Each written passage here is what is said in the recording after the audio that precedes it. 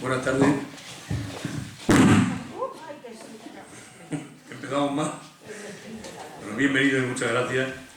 Como viene siendo habitual, el director de la Orquesta de Extremadura, don Álvaro Albiach, el día antes de cada intervención de la orquesta en el Palacio Congreso, donde tiene su sede, viene aquí a la Económica a hacernos una exposición de en qué va a consistir el concierto al día siguiente. Nos da una nota de tal. El de mañana, como ustedes saben, que a las 8:30 en el Palacio Congreso va a contar también con la aportación como solista del trompetista de la propia orquesta, Sergio Nogueira. Van a interpretar obras de Bach, Tartini y Schubert, y ya el profesor Albiach será el que nos vaya imponiendo y nos vaya indicando qué es lo que van a hacer y cómo lo van a hacer. Muchas gracias. Hola, muchas gracias, bienvenidos. Gracias por estar, por compartir este espacio en el que, como viene siendo habitual, pues más o menos os voy desgranando un poco qué es lo que la semana o las obras representan para mí y en qué grados de dificultad o ya no solo de dificultad, sino a la hora de plantear el trabajo puede significar, e intento un poco daros las pautas de por dónde voy, ¿no? cuando hago el trabajo. A mí, la exposición esta, que estamos así todos, ¿no? Yo estoy aquí arriba como si estoy en un púlpito y vosotros tan poca gente, igual, no sé, podría... Y a mí también me gustaría que en algún momento hubiera un poco más de conexión, ¿no? Y también pudierais preguntar cuáles son las dudas o las curiosidades, aunque os parezca que no sean muy importantes las preguntas, porque muchas veces uno dice, bueno, ¿cómo le voy a preguntar esto y tal?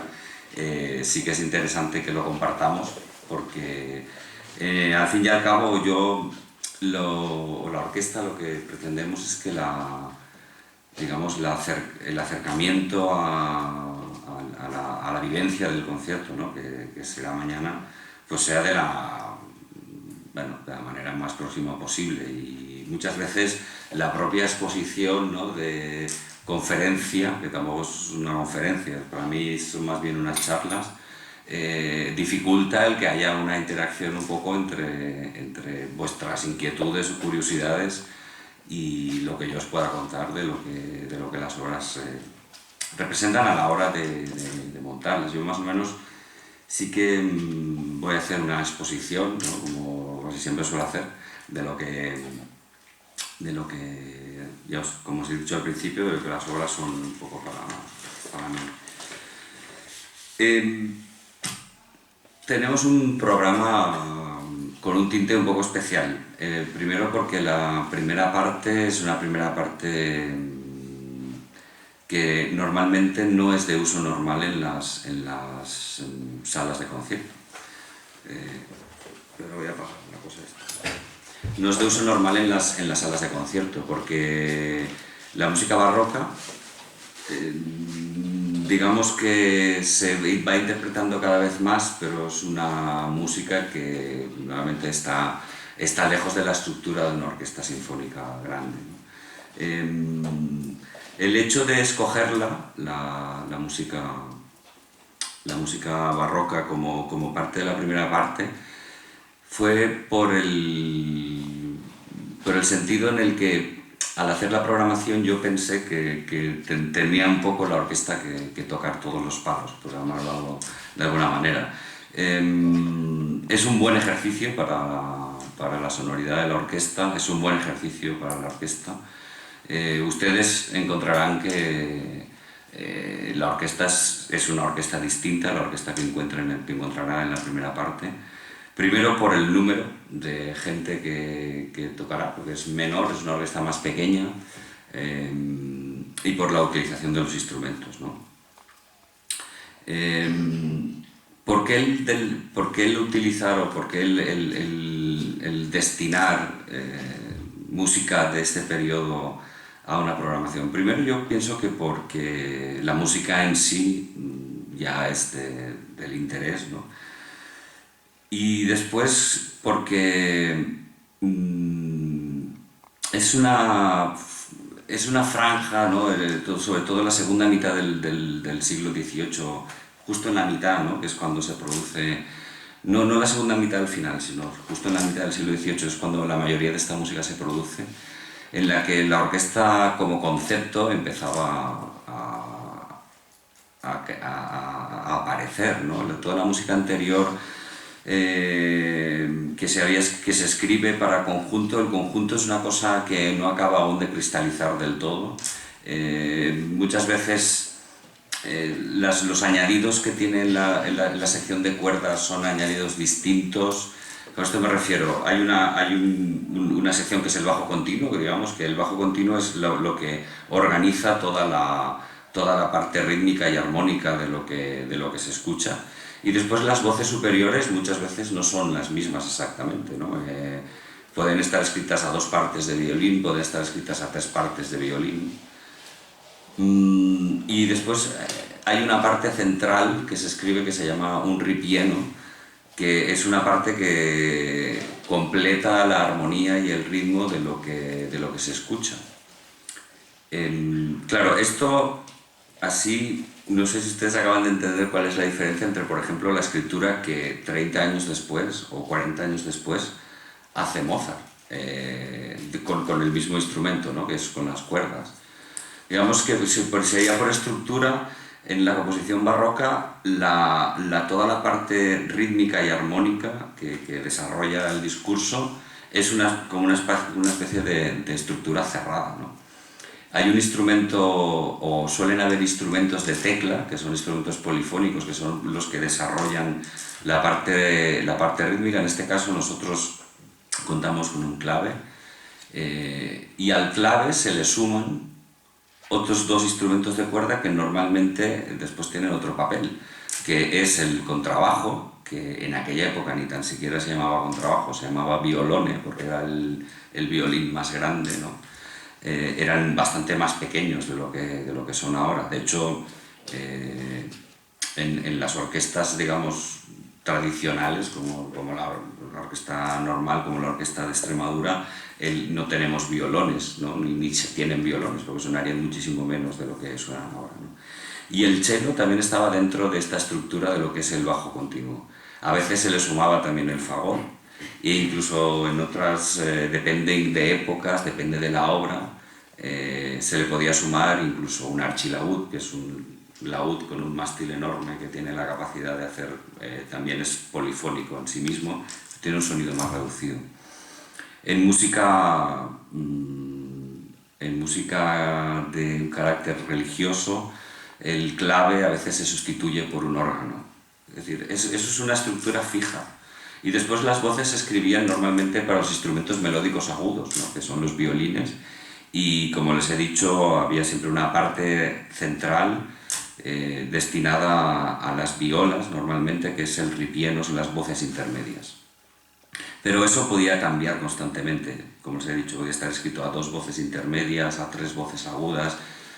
La formación orquesta, la formación cuerdas, estaba naciendo como tal. Se estaban imponiendo los instrumentos de arco incluso, ¿no? O sea, la primacía del violín era más o menos ya indiscutible como instrumento agudo, pero en cuanto a los instrumentos más graves, pues aún había muchas composiciones que se podían tocar con viola da gamba. La viola da gamba, gamba en italiano es pierna, y la viola da gamba es una especie de viola tal cual hoy la conocemos, que es un instrumento un poco más grande que el violín, pero aún era más grande, era tan grande que no se podía tocar sobre el brazo, ¿no? Porque en aquella época habían violas da gamba, violas da braccio, ¿no? Da braccio que les podían tocar con el brazo, entonces se tenían que apoyar sobre las piernas, por eso se llamaban violas da gamba. Es un instrumento que es más grande que una viola y más pequeño que un violonchelo actual, ¿no? Entonces había toda una miscelánea, digamos, ¿no? De instrumentos que poco a poco en los que poco a poco se van quedando los que más tarde conforman lo que es la orquesta clásica, ¿no?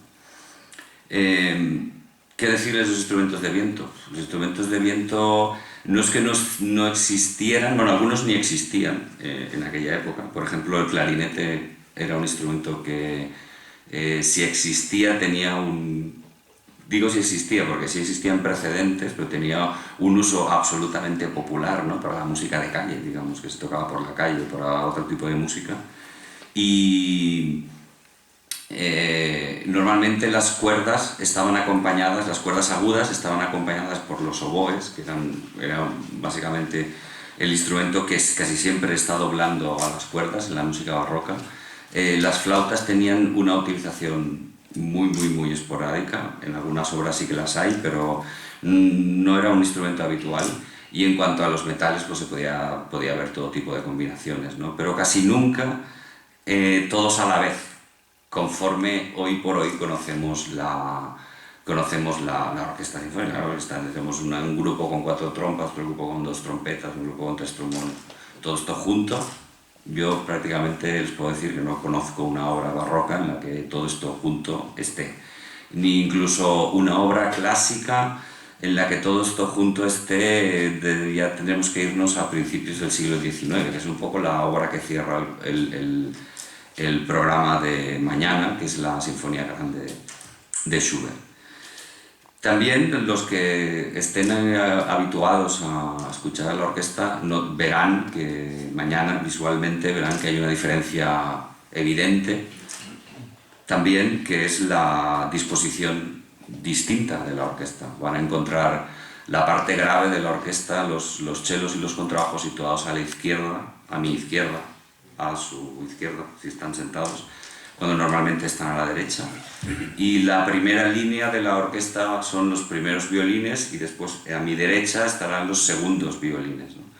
Esta disposición obedece un poco al tipo de... Sobre todo es una disposición que obedece a la primera parte, más que nada, obedece a la construcción barroca, en la que las partes de los violines son partes que constantemente están dialogando entre sí, ¿no? Entonces, para favorecer la escucha del diálogo, es mucho mejor tenerlos fuera que no tenerlos dentro, ¿no? Y las partes, digamos, que hacen de ripiano, entonces quedan dentro, ¿no? Porque normalmente lo que está fuera es mucho más fácil de escuchar que lo que queda dentro.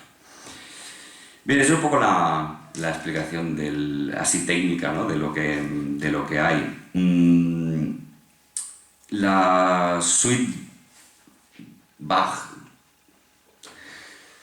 claro, yo me quedo así un poco porque para mí es una obra que claro, los que hemos estudiado música, las suites de Bach son unas obras que conocemos y que tenemos absolutamente dentro de la cabeza, pero investigando un poco también para darles la máxima y lo más veraz, ¿no? La información más veraz que pueda cuando les hablo, resulta que las suites de Bach tuvieron un camino muy complejo, ¿no? La suite 3 de Bach,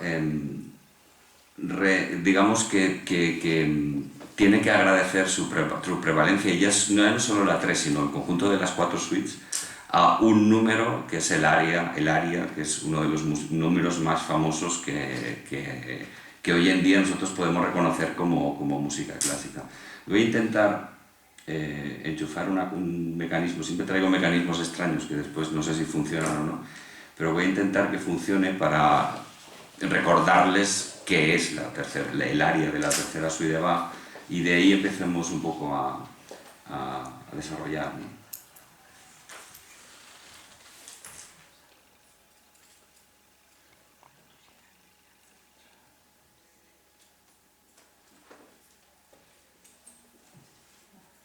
Perdón con la interrupción, pero...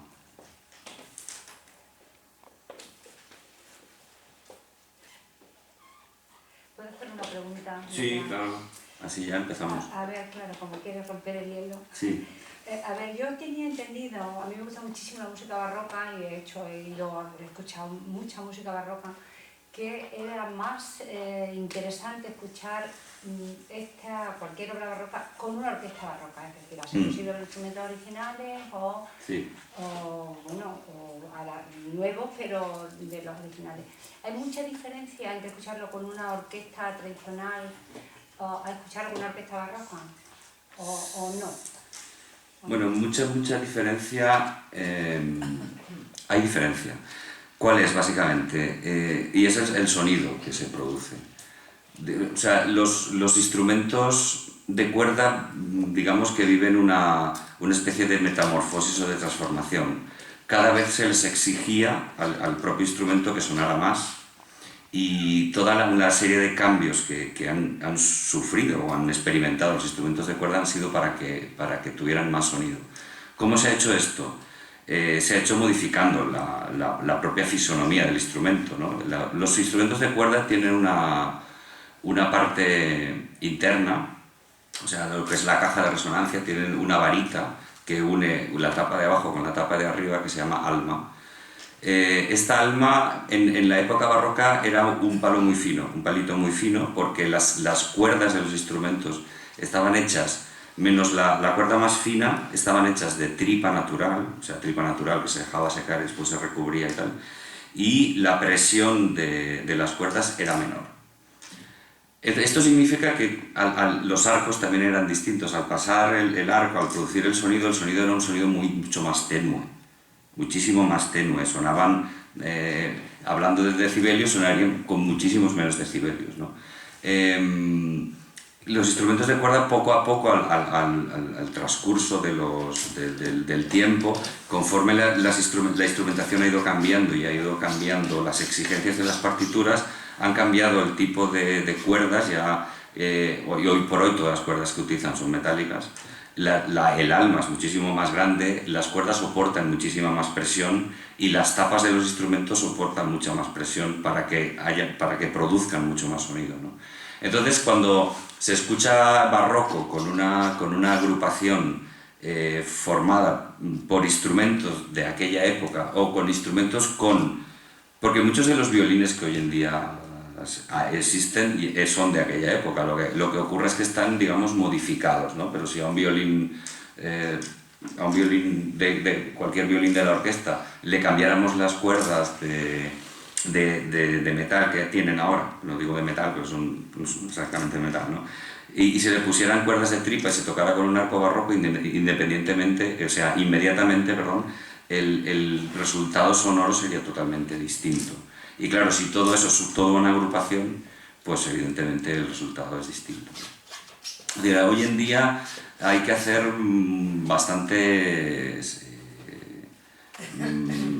hay que hacer bastante terapia e intentar un poco reflexión para conseguir que una agrupación con instrumentos modernos, de alguna manera el resultante sea lo más parecido, entre comillas, a lo que en aquella época un grupo que toque con instrumentos originales pueda hacer, ¿no? Esa es un poco la diferencia, pero bueno, se puede escuchar barroco con cualquier tipo. Sí que es verdad que lo más adecuado sería esto, ¿no?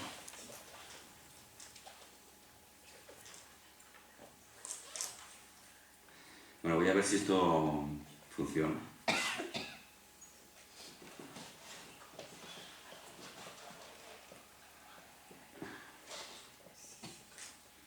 Bien, les voy a... No sé, esto yo utilizo siempre el Spotify que es streaming y se puede utilizar. Pongo una muestra, ¿no? Para que reconozcan qué es el aria, que es la parte más famosa de la suite, que imagino que igual ustedes ya la conocen, pero bueno, por si acaso, ¿no?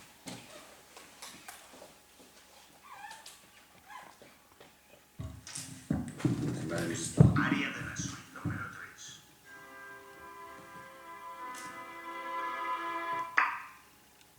Perdón.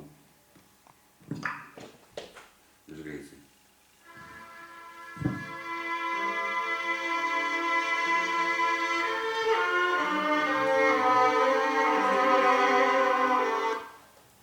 Se me para porque tengo una conexión con Casa Rodrigo que no... A ver si...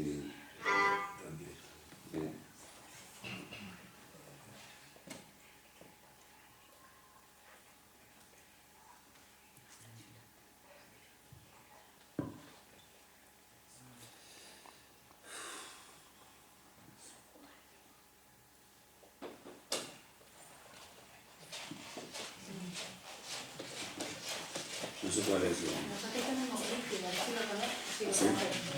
Y si no, el cable de red, pero yo creo que al ser una...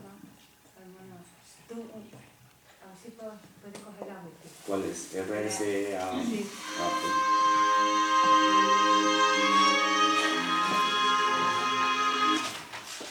¿Y la contraseña? La económica, todo junto. Va, de Badajoz. Va. Venga.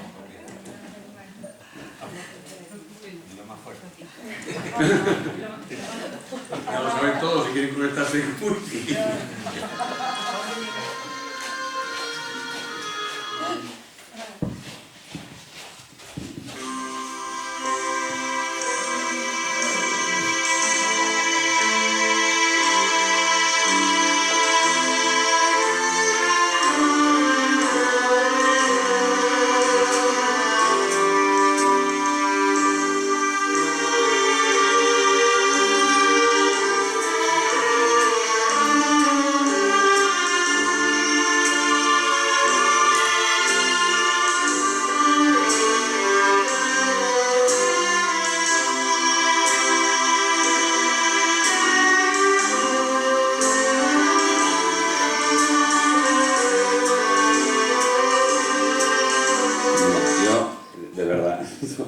No sé si ustedes se están dando cuenta de lo que estamos escuchando.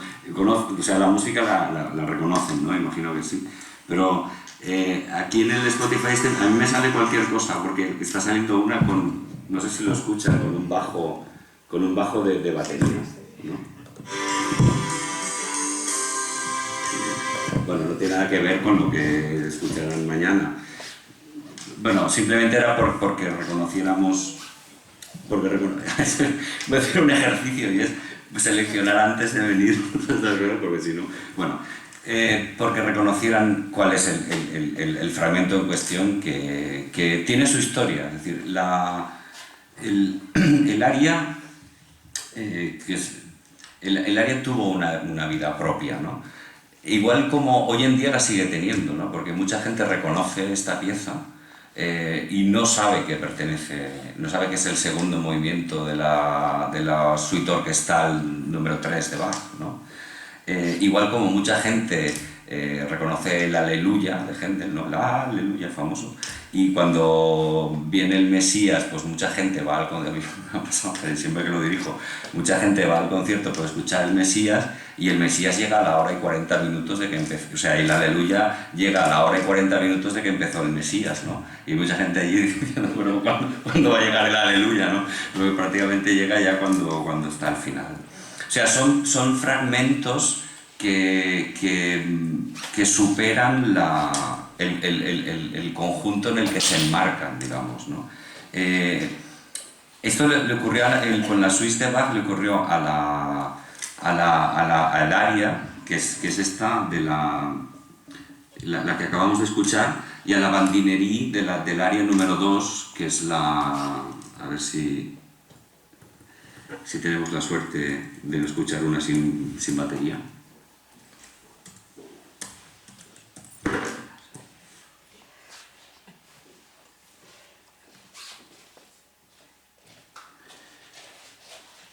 ¿Qué es esto? Que también os conozco.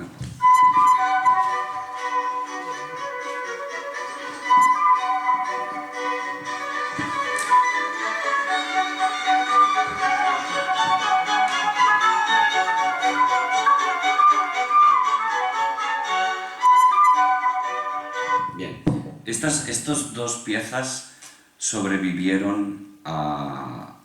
Cuando digo sobrevivieron lo digo con todas las palabras. Los manuscritos originales de las suites, porque son 4, suites de Bach han desaparecido, no se han encontrado. Allá por 1840 hay una figura importantísima dentro de la música clásica, que es Felix Mendelssohn, el compositor, en cuanto a trabajos de recuperación.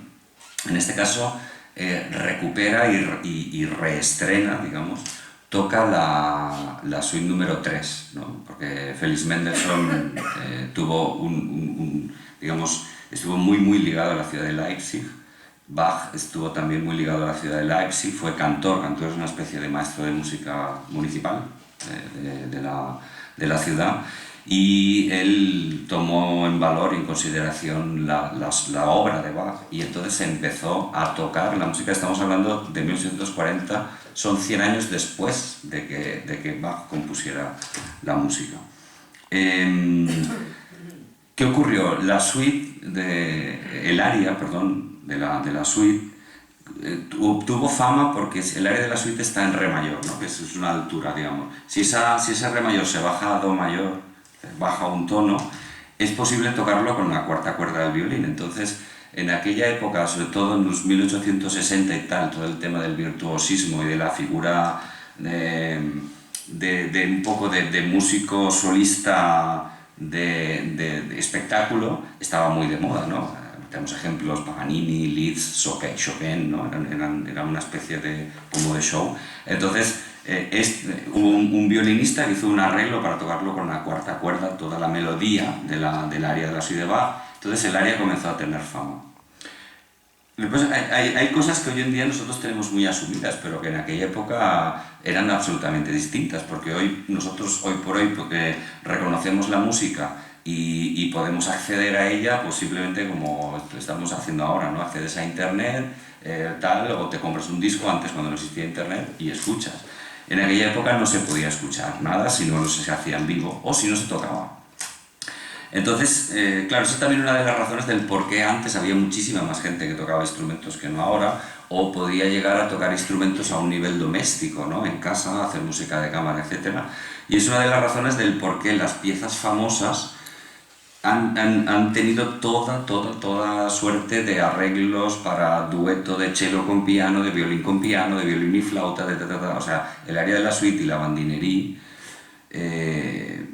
eran famosas como piezas independientes, ¿no? Hasta que, bueno, en 1850, 100 años después de la muerte de Bach, más o menos, se creó en Leipzig una sociedad que pretendía, la Leipzig Bach Society, bueno, sería en alemán, es una palabra casi impronunciable, que pretendían reeditar y rescatar las obras que tuvieran la certeza de que Bach había escrito. Y ahí es donde viene un poco la polémica o la disyuntiva alrededor de las suites, porque de las suites no se conservan los manuscritos.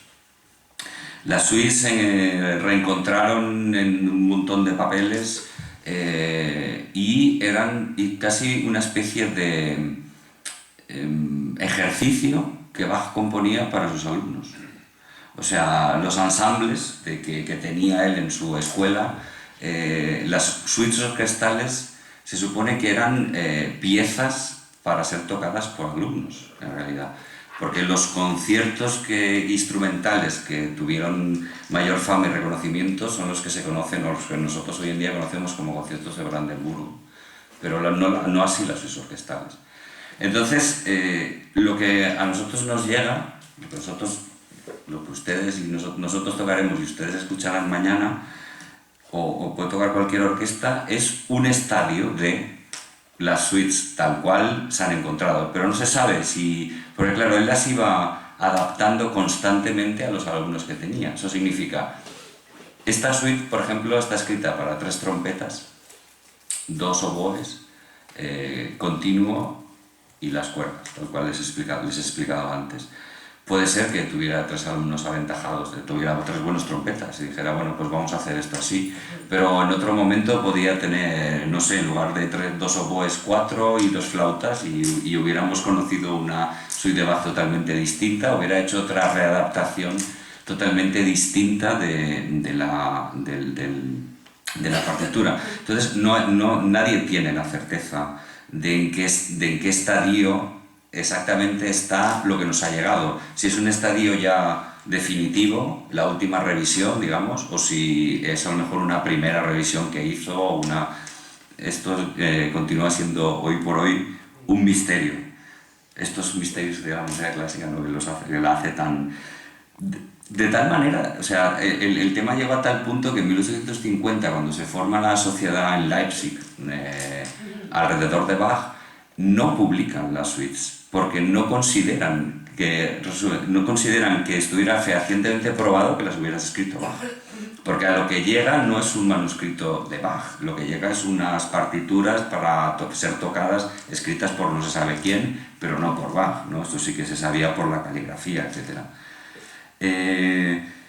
Más tarde, digamos, cuando evolucionan los estudios y tal, se descubre que en una cantata anterior, muchísimo anterior a la composición de la suite, porque la suite tiene un número de catálogo, es el 1068, si no me equivoco, por ahí, y en una cantata que tiene un número de catálogo 169, y escribe una obertura exactamente o muy parecida a la obertura que tiene la suite número 3. Entonces se deduce que, bueno, si había escrito esa obertura ya 20 años antes, pues se supone que la autoría de la suite número 3 era también de Bach, y un poco de todo el catálogo de las suites, y a partir de ahí, digamos que se le da autoridad, o sea, se le reconoce, perdón, la autoridad a Bach como compositor de la suite.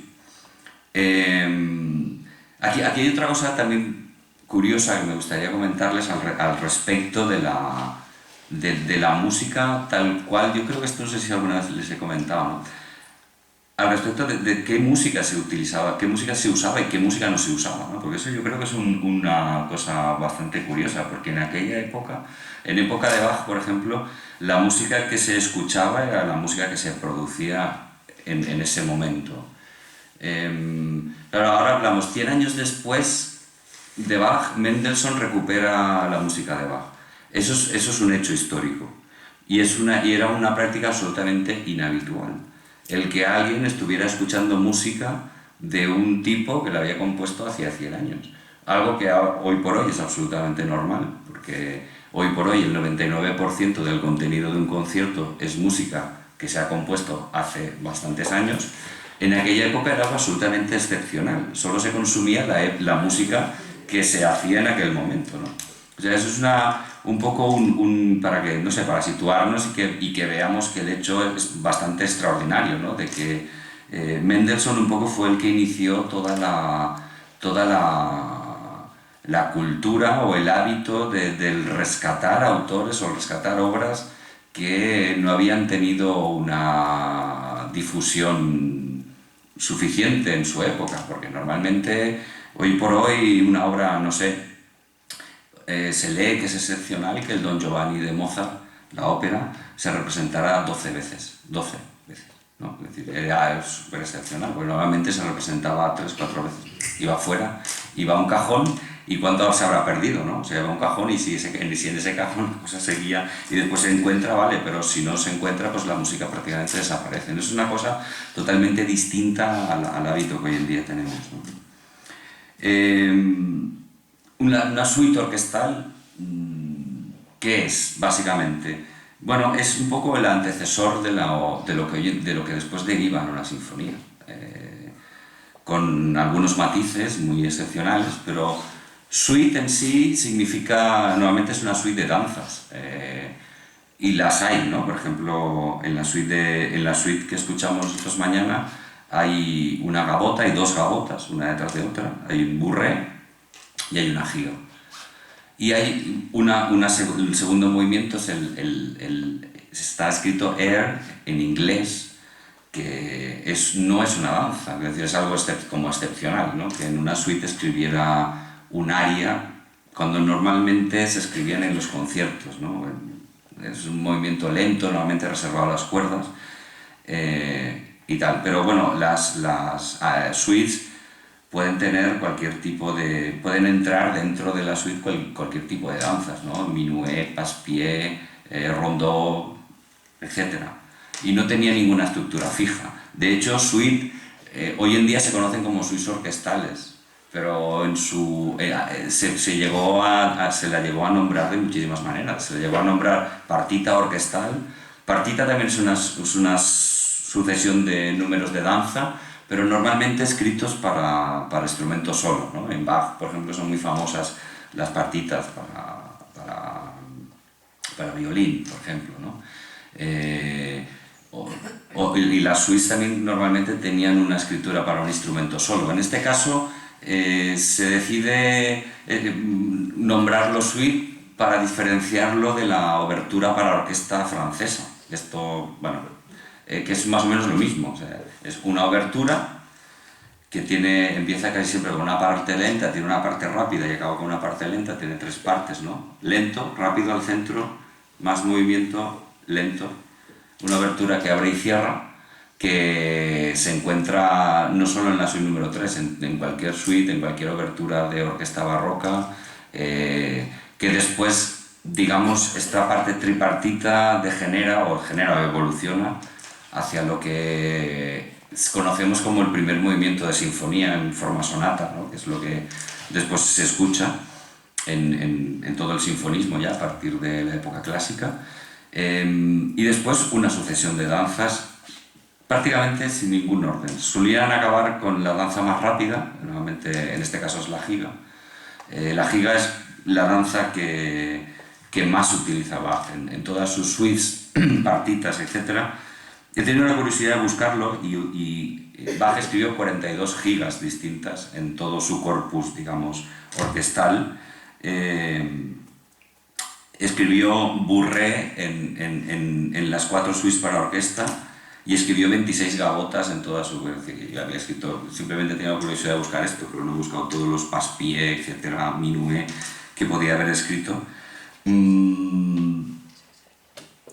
Y el nombre de las danzas normalmente les resultará un poco curioso. Bourrée, giga. Giga se puede nombrar de 1000 maneras. La giga es la única que tiene... Nosotros en español decimos giga, pero nuevamente se dice giga o una cosa así. Tiene un origen más bien británico. Es una danza rápida, 6x8. 6x8 es un ritmo binario que normalmente va... Casi siempre es como muy explosivo y va hacia adelante. Siempre se utilizaba para el final. Bourrée es una danza de una zona de Francia que se llama Bourragne y a partir de Bourragne deriva en Bourrée. Nosotros los españoles nos suena un poco raro.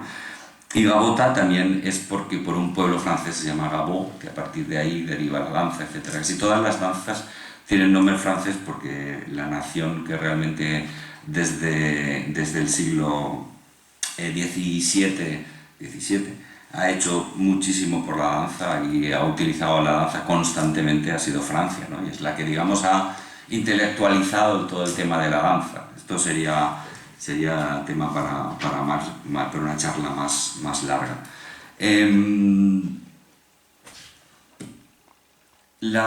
A mí me gustaría simplemente quedarme para ya pasar a hablarles de Schubert, que el aria, que es una de las piezas, como ya hemos comentado, más famosas, ¿no? Dentro de la suite. Si se analiza, o sea, cuando la tienes delante en la partitura, son 18 compases, solo. Es decir, no hay nada más que 18 compases. Está escrito en un estilo absolutamente distinto al resto de la suite, porque está escrito para cuerdas nada más. Es la primera vez que se puede reconocer una melodía, ¿no? Una melodía larga que dura 18 compases. Es decir, que normalmente las estructuras melódicas en el barroco son estructuras melódicas más cerradas y no son tan claras, ¿no? Y las partes internas pasan a tener un protagonismo mayor. No es simplemente este acompañamiento rítmico armónico que hace un poco el ripieno es rellenar, se llamaba así, tal cual, sino que empieza a tener un protagonismo digamos, más activo dentro de lo que es el discurso musical. Y precisamente por eso es la pieza que tuvo una mejor vida en el siglo XIX, en el siglo posterior, porque todo lo demás olía a muy antiguo y precisamente por eso no se tocaba y no se rescataba, etc. Bueno, yo creo que va a ser una gran oportunidad de refrescar y de tomar esta música. La orquesta tocó el año pasado la primera suite de Bach, si no recuerdo mal. Hubo un concierto barroco de primavera, ahora estamos en primavera también. Pero bueno, no era la intención volver a reeditar el concierto barroco, pero bueno, sí la primera parte. Después cerrará la primera parte un concierto de Giuseppe Tartini para trompeta piccolo, que es una adaptación de un concierto escrito para violín. O sea, es una readaptación de un concierto escrito para violín al piccolo. Claro, esto entraña una dificultad tremenda, porque un violín es un instrumento muy ágil que puede hacer muchísimas notas, ¿no? Porque los dedos vuelan por el mástil, ¿no? Y la trompeta, pues digamos que tiene más dificultades en hacer tantísimas notas.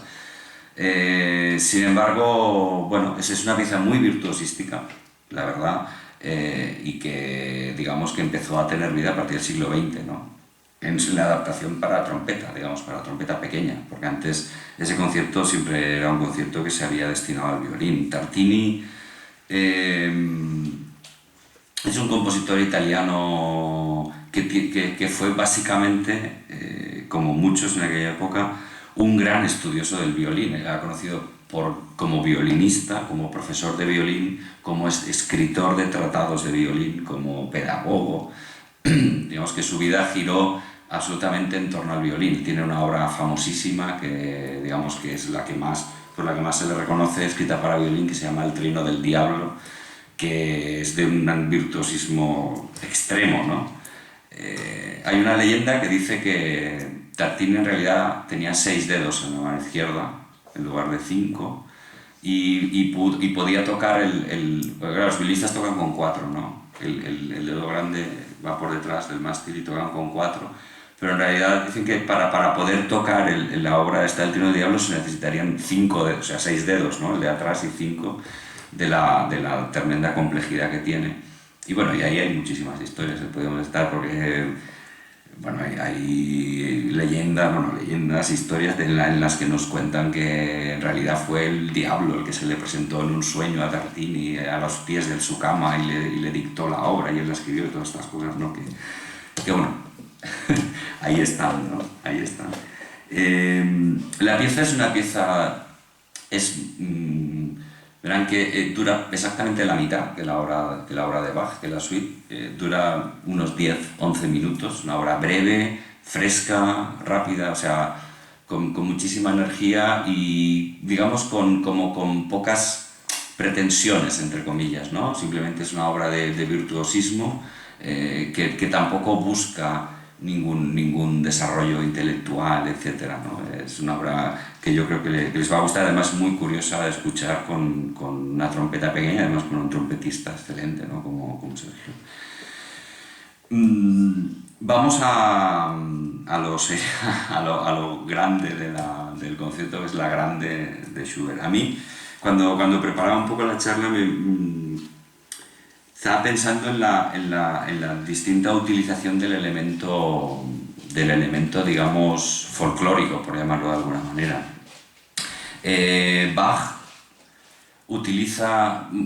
Todo el barroco, toda la música del barroco, toda la música anterior al barroco incluso, siempre utiliza elementos rítmicos propios de la música popular, ¿no? De la música de danza, sobre todo, o de la música que se canta o que se vive en la calle. El hecho de la suite simplemente ya lo dice, ¿no? O sea, es una suite de danzas en la que las danzas, cuando ya les escucharán ustedes, tienen un aire absolutamente popular, rítmico, etc. Sin embargo, la utilización que hace, por ejemplo, Bach, cuando escribe una gavota, no es una gavota que está destinada a ser bailada, es una gavota que está destinada a ser tocada. Digamos que coge el elemento de la raíz popular, pero hace un ejercicio de intelectualización de ese elemento y sobre ese elemento popular, digamos que elabora el discurso. Entonces, en Schubert, que tiene también su historia, él como compositor y la sinfonía en sí también, encontramos un poco el mismo principio, Pero yo incluso les diría que el tratamiento que acaba haciendo Bach de estos elementos populares cercanos es mucho más intelectual, entre comillas, que el que hace Schubert, pretendiendo ser a lo mejor más intelectual, ¿no? No sé si me entienden. La sinfonía de Schubert es una sinfonía que bebe absolutamente de la tradición del Tirol, de la Alta Austria. El tercer movimiento de la sinfonía, que es un scherzo con un trío, en el trío, que es la parte central, está destinada, por ejemplo, ya solo en la instrumentación, está destinado a los vientos y los vientos acompañados por los trombones, ¿no? Esto es un síntoma evidente y claro de la, digamos, de la popularización de esto, o sea, esa típica música que se escucha por las calles. Pero esto es una banda, básicamente, una banda tocando por la calle con instrumentos con los que se puede caminar, ¿no? Y no... Que evidentemente, quiero decir, hay una elaboración intelectual, por supuesto, pero no oculta, o sea, no pretende ocultar ni intelectualizar en exceso la popularidad del elemento. Así como muchas veces en el barroco lo que se hace es, digamos, filtrar por un tamiz mucho más intelectual el elemento popular. Esto es, básicamente obedece al distinto rigor estético de cada época, ¿no? La época del final del siglo XVIII es una época mucho más, bueno, estamos hablando de la Ilustración, del Iluminismo, una época mucho más cercana digamos, al pueblo, a la cercanía, a la vivencia propia de la sociedad, mientras que la estética barroca es una estética muchísimo más elevada, ¿no? Es una estética que mira más hacia arriba, mira más hacia la realización de la obra, mientras que a partir del XVIII se mira mucho más hacia abajo y la propia individualidad del creador es más importante, ¿no? La sinfonía de Schubert es un macroexperimento tremendo. O sea, es una sinfonía, primero, que utiliza todos los elementos que en aquella época estaban al alcance de un músico. 3 trombones, 2 trompetas, 2 trompas, no puede haber utilizado 4, pero utiliza 2. Toda la sección de vientos, toda la sección de cuerdas. La obra está cercana a 1 hora de duración. Eso es una barbaridad entre usted y yo. Es decir, normalmente ninguna sinfonía hasta el momento había llegado a durar tanto. Después es mucho más habitual, pero ni incluso las sinfonías de Brahms duran 1 hora. Duran 40 y tantos minutos o una cosa así. Y digamos que el gran sinfonismo de final del XIX, principios del XX, Bruckner, Mahler, por supuesto, ya empiezan a tener sinfonías de duración tan larga. Pero el intento de Schubert fue, como les digo, fue un súper macro experimento en el que él intentaba encontrar la gran sinfonía, digamos, ¿no? Bueno, hablando de sinfonías largas, el antecesor más cercano sería la 9ª sinfonía de Beethoven, pero claro, sinfonía distinta, ya tiene coros, etc. Y el último movimiento ya de por sí es muchísimo, muchísimo más largo. Pero digamos, solo en sinfonismo, ¿no? Durante la última época de su vida, Schubert tuvo una vida muy corta. Creo que, si no me equivoco, nació en 1797 y se murió en 1829. Son 32 años. A la par que que Mozart, realmente. Mozart vivió 31 años. El intento de Schubert de los últimos años de su vida era crear una gran sinfonía. Ustedes imagino que sabrán que hay una muy famosa sinfonía de Schubert, más que esta incluso, que es la incompleta, que es la sinfonía que se llama incompleta porque solo han llegado hasta nuestros días 2 movimientos de la sinfonía, que precisamente yo tuve la ocasión y el placer de dirigirle a la orquesta en junio del año pasado, cuando aún no era el director, vine como director invitado. Se sabe que hubo 4 intentos de hacer que Schubert tuvo 4 intentos de hacer una gran sinfonía. El único que llegó a completarse fue el de la grande. Y el otro intento que llegó a medias fue el de la incompleta, en el que solo llegaron 2 movimientos, no se sabe si llegaron 2 movimientos o simplemente se quedó en la composición de los 2 movimientos y la dejó como empantanada para un futuro próximo. Esta es una de las características de Schubert. Hoy en día diríamos que era un desastre. Era un desastre tremendo, o sea, empezaba una sinfonía, la dejaba, empezaba otra, hacía los sketches de un movimiento. Sobre la sinfonía que estaba componiendo rectificaba tachando, rectificaba escribiendo encima de lo que había escrito, utilizaba una hoja en la que a lo mejor estaba desarrollando el primer movimiento para escribir una idea del cuarto movimiento, para escribir un trocito de un lead que estaba escribiendo a la vez. La gente que intenta rescatar la obra de Schubert se vuelven locos porque es prácticamente imposible determinar qué es lo que ocurre. Entonces, el hecho de la incompleta, digamos que se atribuye a un bueno, ya lo acabaré, ¿no? Esto ya lo haré el mes que viene y se va dejando ahí, ¿no? Y esto es un poco lo que ocurre también con la Sinfonía Grande, porque Schubert muere en el 25, la partitura está fechada en el 28, y durante muchísimo tiempo se pensó que la sinfonía la había acabado en el 28, que era una época bastante complicada para Schubert, porque Schubert murió de sífilis y antes de su muerte tuvo una última etapa de su vida, digamos como muy angustiosa, bueno, con dolores, fiebres, etc. Bueno, imaginémoslo, ¿no? Y no se acababa de entender el por qué la sinfonía respira tan buen humor, porque en realidad la sinfonía respira muy buen humor, es una sinfonía muy vital, ¿no? Tiene muchísima energía desde el principio hasta el final, ni el movimiento lento es un movimiento lento al uso, es un movimiento lento que es una marcha, es un desfile constante, en el que una parte importantísima del discurso musical lo tiene el señor José Martí, es el oboe solista de la orquesta que está sentado, que es precisamente el que empieza con el discurso del segundo movimiento. Es una sinfonía optimista. Claro, esto descolocaba a todo el mundo, ¿no? Después, yo les cuento rápidamente el por qué se determina que es en 1825, cuando en realidad acabó la sinfonía.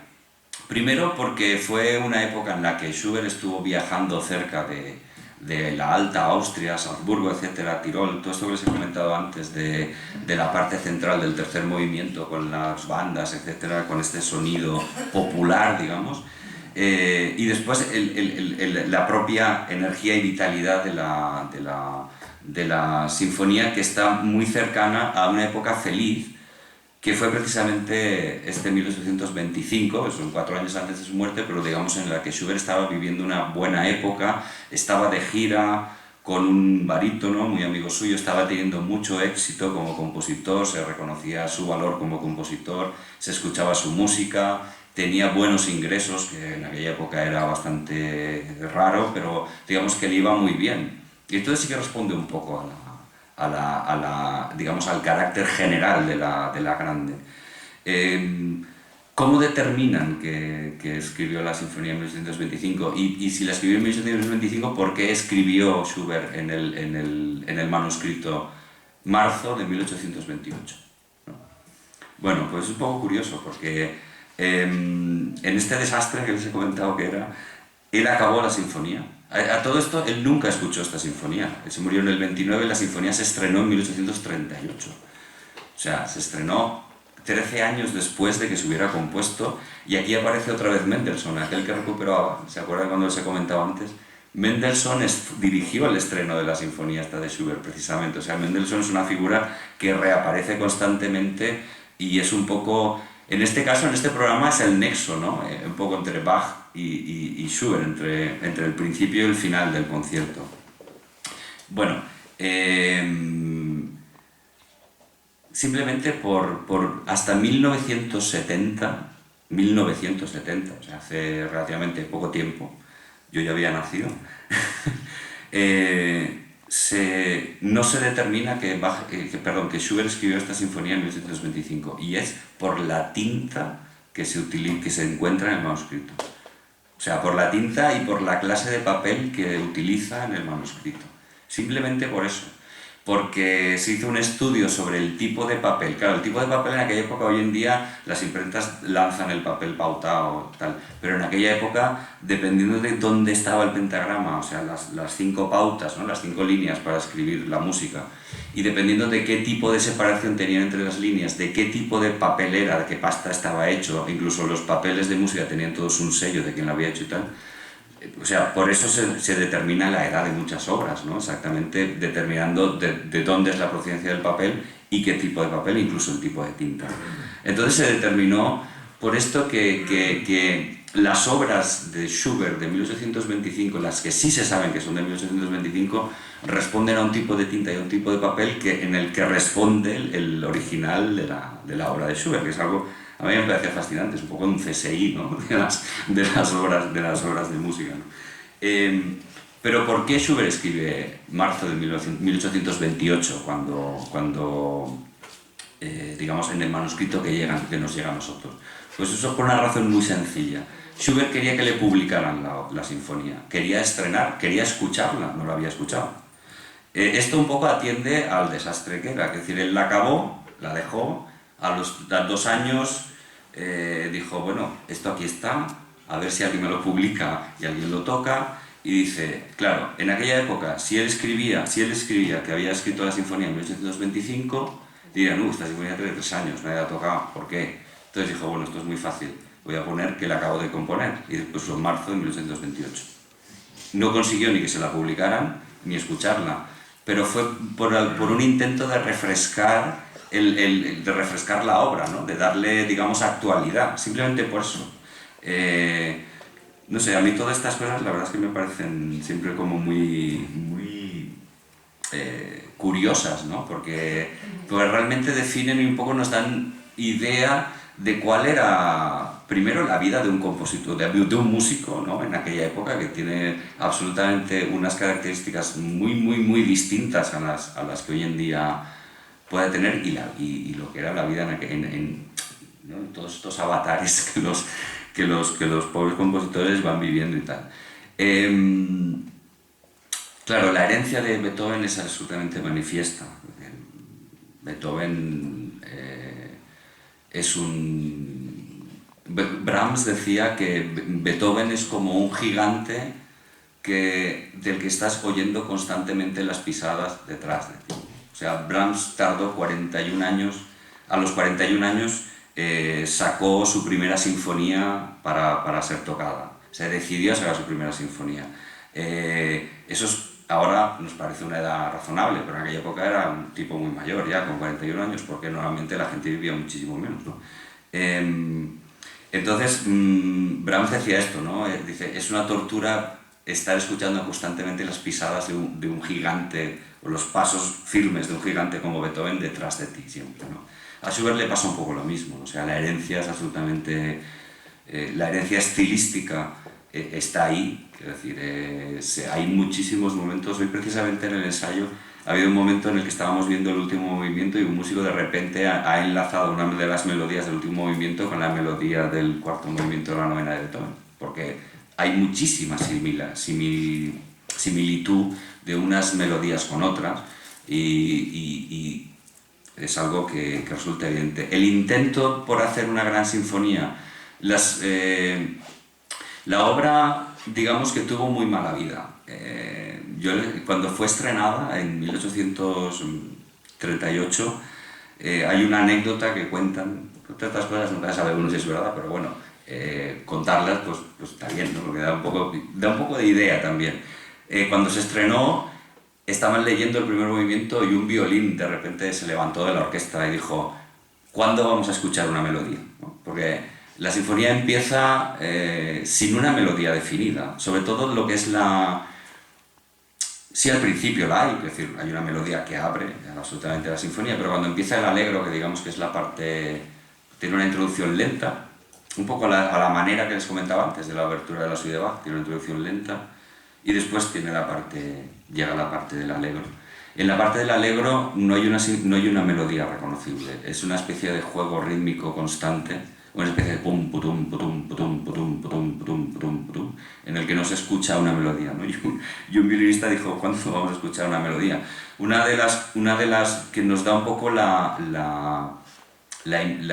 detalle de cómo cambia la cosa en 13 años, ¿no? O sea, en 1825 el lenguaje que Schubert escribe, con el que escribe La Grande, es un lenguaje actual, y en 1838, en el que ya hay compositores en el que ya, digamos, el romanticismo ha empezado a caminar y tiene ya bastante vida, donde la melodía de repente es la gran reina de la música, una obra que solo tiene 13 años, o sea, tuvo realmente dificultades, porque Mendelssohn la estrenó, pero no la volvió a tocar nunca más, porque las orquestas primero se negaban a tocarla, no les gustaba, porque primero no les gustaba como obra, y segundo no les gustaba por la dificultad que entrañaba, porque la pieza tiene un último movimiento que realmente es tremendamente complicado de tocar, ¿no? Si yo muchas veces cuando me la he estado estudiando y a lo largo de esta semana los ensayos, es la típica pieza que si sale bien,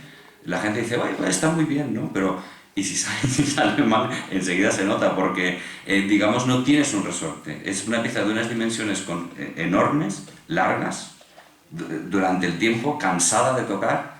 La gente acaba cansada, cuesta concentrarse, ¿no? Porque ustedes piensen que cuando se hace un concierto, la obra va de arriba abajo, pero nosotros desde el lunes estamos ensayándola y yo, claro, uno cuando ensaya lo que hace es empezar un trozo, se para, se corrige, vamos atrás, volvemos. Entonces, claro, nuestras sesiones de trabajo son de 4 horas y cuando ya llevan 3, pues claro, yo vería la cara de los músicos y los veía agotados, ¿no? Porque es un trabajo realmente intenso, porque además no te permite un segundo relajarte.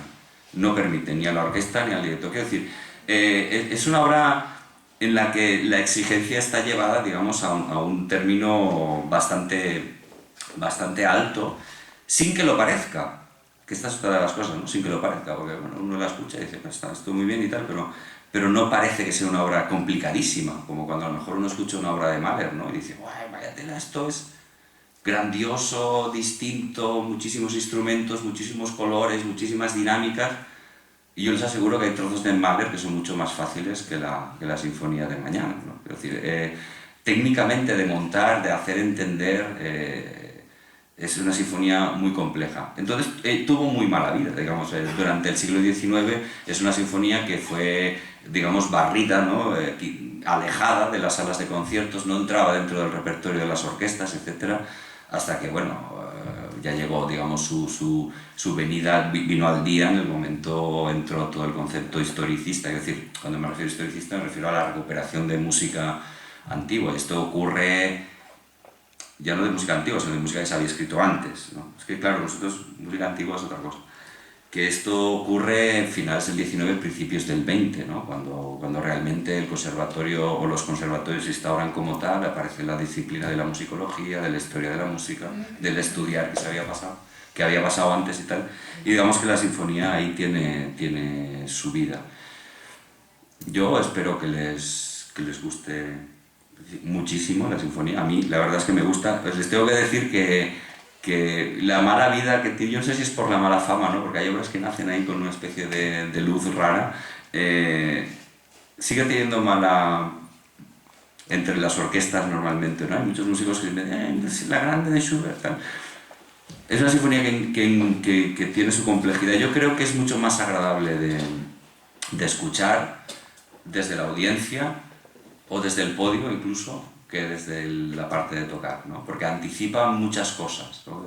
Son estructuras muchas veces muy largas en las que las secciones están repitiendo lo mismo constantemente. Cuando escuchen el mes que viene la tercera sinfonía de Bruckner, y estoy a unas pensas de la confirmación, pero a mí me gustaría mucho que esta charla se la diera el director que tiene que dirigir Bruckner, que es Salvador Mas, que además es un señor, un maestro que tiene una grandísima experiencia en repertorio alemán y que estoy convencido de que va a hacer un muy buen trabajo con la orquesta.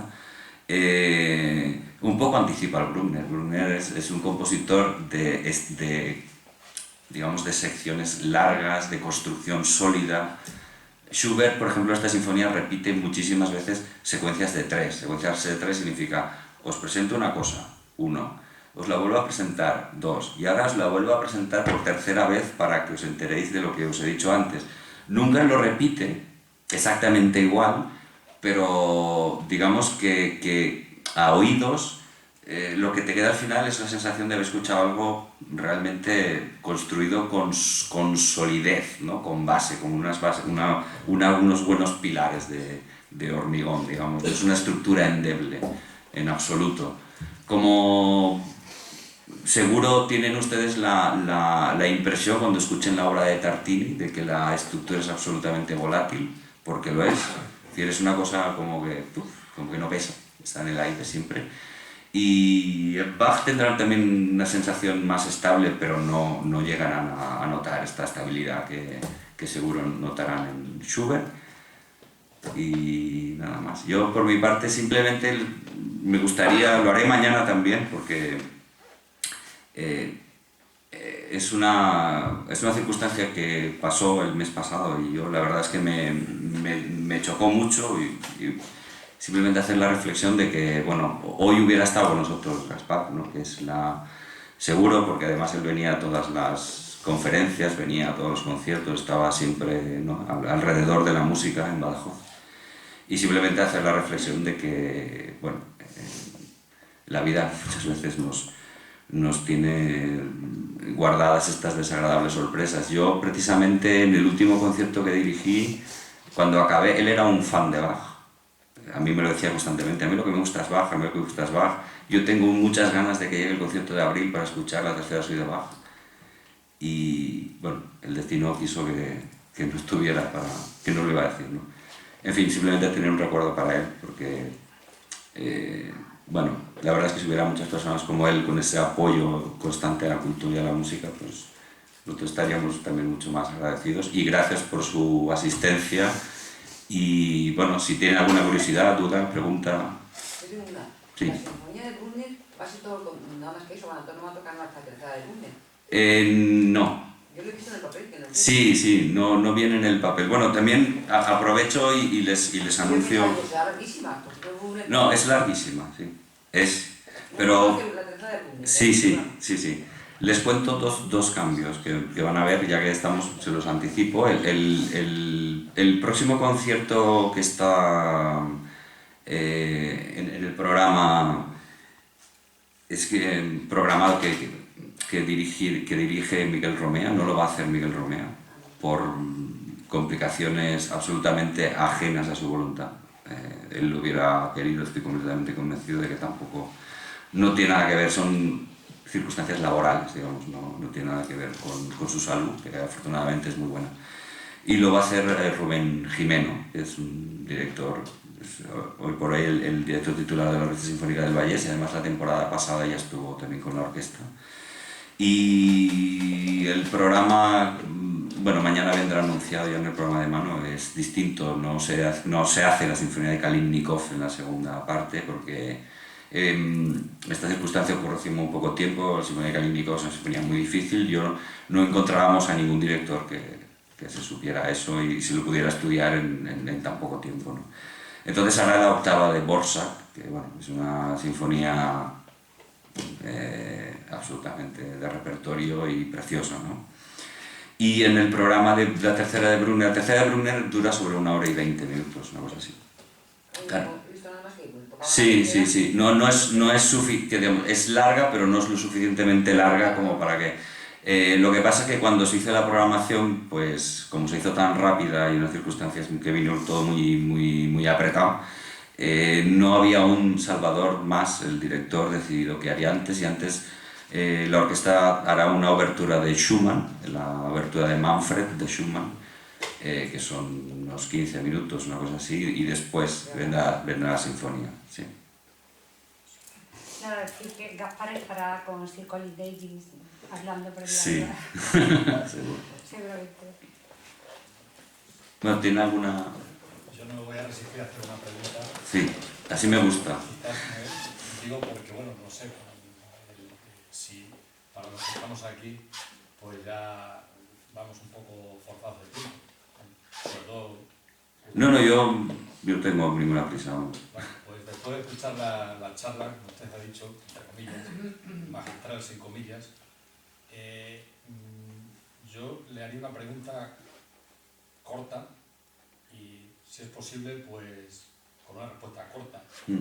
He consultado, porque eso no lo sé yo de memoria, que Haydn tenía 18 años cuando murió Bach. Sí. Entonces, la pregunta corta es esa. ¿Qué pasa entre Bach y Haydn? ¿Hay una, digamos, secuencia o pauta que se pueda considerar gradual, orgánica? Sí. ¿O vivían en mundos paralelos y lo que desemboca en Haydn pues eran también otras cosas? No, todo es absolutamente evolutivo. Nunca se dan saltos, o sea, no han habido saltos. Lo que ocurre es que muchas veces la fama de determinados compositores, digamos que está por encima del conocer exactamente cuál es la evolución. Me refiero, Bach y Händel son las figuras prototípicas del barroco, ¿no? Los dos además mueren en 1750, en el mismo año, ¿no? Los dos mueren casi ciegos también, o sea, no son circunstancias nuevas. Y después, claro, aparecen Haydn y Mozart como figuras absolutamente imprescindibles dentro de la literatura clásica. ¿Qué ocurre entre ese periodo? Lo que ocurre es que el barroco, con esta estructura fija que les he comentado antes y tal, poco a poco se va transformando en otra cosa. También es un poco curioso, voy a decirlo lo más rápido posible. Lo hacen por un problema económico. Sí, tal cual, por una crisis económica. Yo les cuento, el bajo continuo implicaba que hubiera un instrumento de tecla, dos instrumentos de cuerda, incluso dos instrumentos de viento a veces, ¿no? Era mucho más económico que ese bajo que normalmente se desarrolla en notas largas, se desarrollara sobre un arpegio, ¿no? O sea, en lugar de sonar un acorde, pues ese acorde hacemos pom, pom, pom, pom, pom, pom, pom, pom, pom, y nace lo que es el bajo clásico, que es un bajo de evolución. Bien, toda esa evolución es con un protoclasicismo. Ahí tenemos grandísima música, por ejemplo, de los hijos de Bach, de Carl Philipp Emanuel Bach, que está ahí, digamos, en esa época de transición. Hay un protoclasicismo en el que se va pasando de esta estructura más cerrada del barroco, se va evolucionando, la orquesta se consolida y digamos que empieza ya a tener sus partes definidas tal cual hoy la conocemos, ¿no? Con sus contrabajos, chelos, la distribución, los vientos empiezan a tener ya una parte asignada y cada vez una parte más independiente. Por ejemplo, nosotros la semana que viene, el concierto de cámara que hacemos 2 sinfonías de Haydn de la primera época, la 6 y la 8, de Matin y Le Soir. Y son sinfonías que están escritas básicamente para cuerdas, solo con una intervención de 2 oboes, de fagot y de 2 trompas, ¿no? Digamos que, y las dimensiones también son más reducidas, digamos que todo evidentemente se va transformando. Lo que pasa es que, claro, muchas veces lo que ocurre, ¿no? La fama de las estrellas del momento, digamos que hace más difícil el conocer cuál fue toda la evolución, ¿no? Pero la hay, claro. ¿Sí? ¿Alguna última pregunta? Bueno, pues entonces, como siempre, agradecemos la exposición y las explicaciones de Álvaro Albiach y mañana las podemos comprobar escuchándolas. Muchas gracias.